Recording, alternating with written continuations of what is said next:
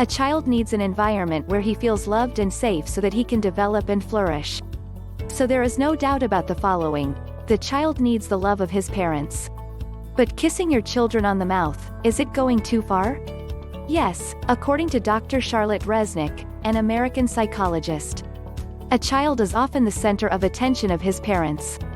This is even more true when he is still young. The child quickly becomes the reason for living and being of the family. All the more so since the responsibility of educating him and giving him affection rests essentially with those who brought him into the world. Thus, some parents show their love by kissing their children on the lips.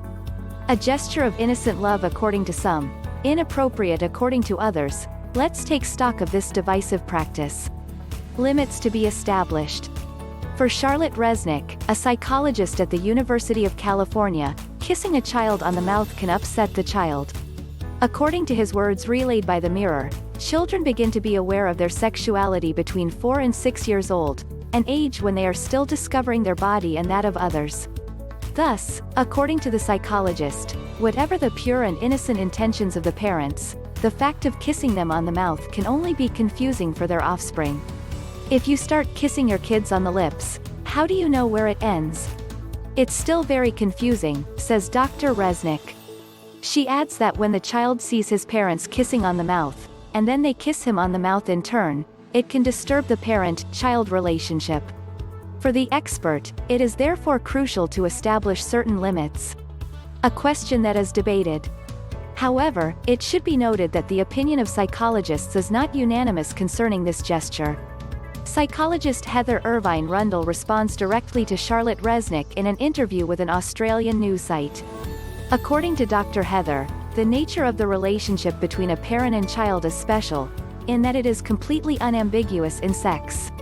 She adds, "It's not at all sexual, and I think the fact that it is something that we do not hesitate to do in public means that there is nothing dark about this gesture." This is a key factor for Dr. Heather. Children are taught that touching that is inappropriate is one that should be kept incommunicado. The type of touch that the child should not tell anyone, the one that makes him very uncomfortable. Single parents judge the situation.